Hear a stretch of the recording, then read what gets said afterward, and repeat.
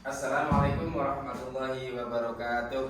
Waalaikumsalam warahmatullahi wabarakatuh.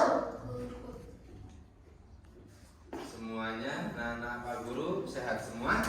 Sehat. Sudah sarapan pagi ini? Sudah. Oke. Apakah ada yang badannya merasa kurang sehat?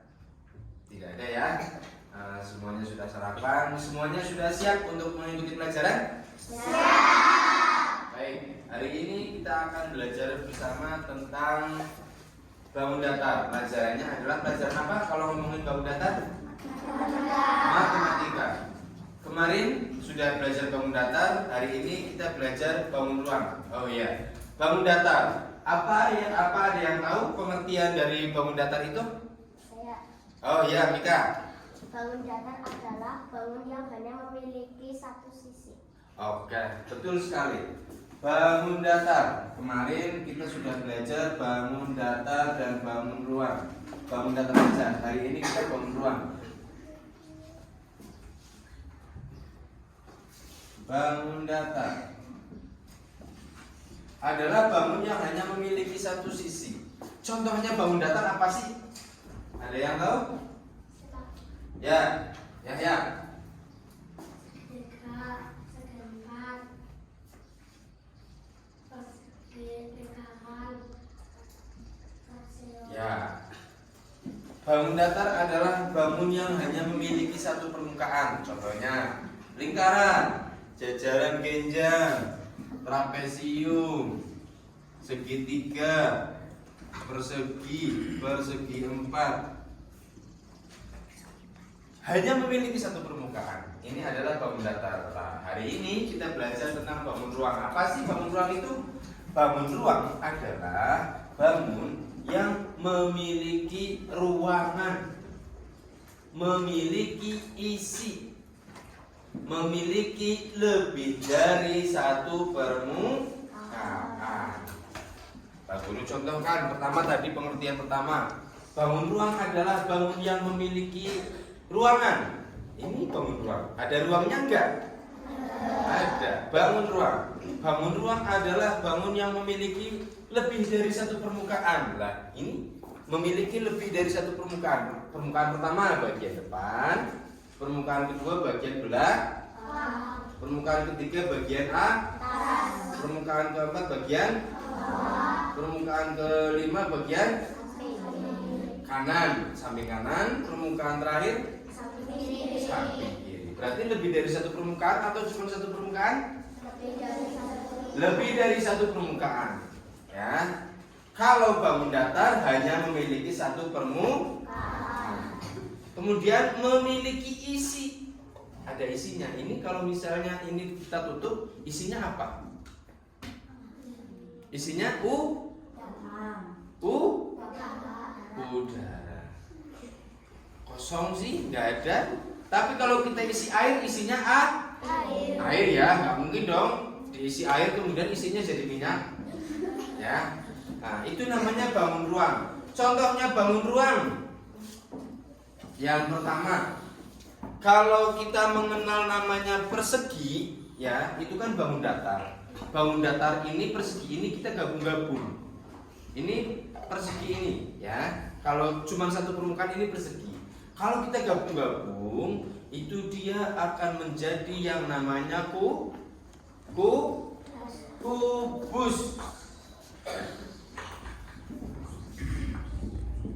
Kubus. Contoh pertama bangun ruang itu adalah kubus. Kubus ini adalah gabungan dari persegi empat. Ya, dia memiliki rusuk-rusuk yang sama, panjangnya sama. Kemudian kita mengenal lagi yang namanya persegi panjang. Ya, persegi panjang itu kan ada panjang, ada lebar. Itu kalau bangun datarnya namanya persegi panjang. Lah, persegi panjang ini kita gabung-gabungkan, ya, ada depan, ada belakang, ada samping kanan, samping kiri, atas, bawah, digabung menjadi bangun ruang. Namanya apa? Balok.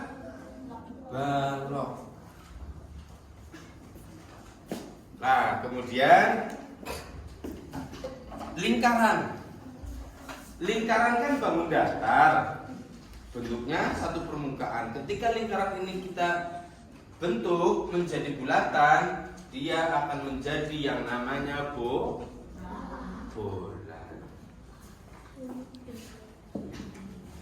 Ini adalah bangun ruang.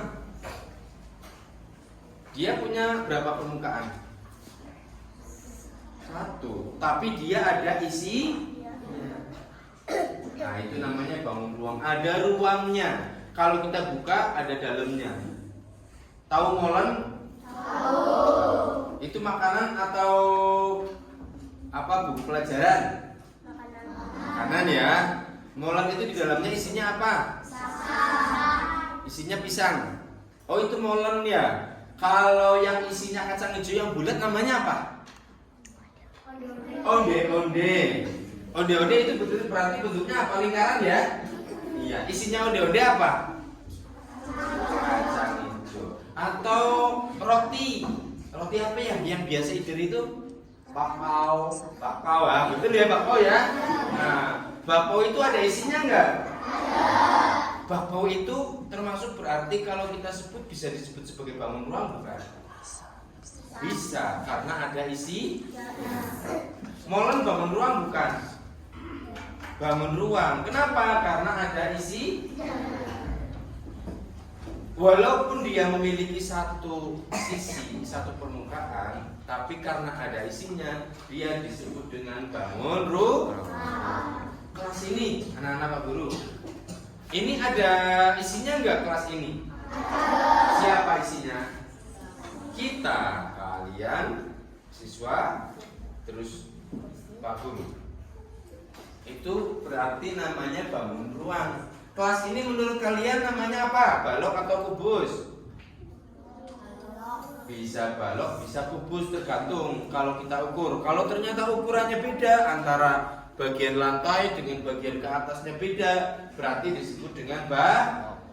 Tapi kalau ukurannya sama, bawahnya sama, ke atasnya sama, kesininya sama-sama semua ukurannya disebut dengan kubus.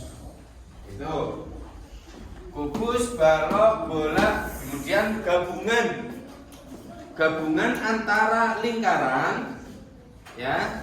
Kemudian ini ada yang tahu ini namanya apa?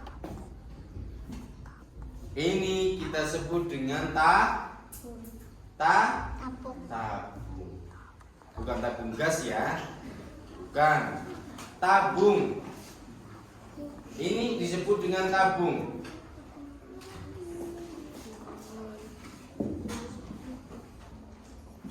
Kemudian ini disebut dengan apa? Segitiga itu bangun ruang.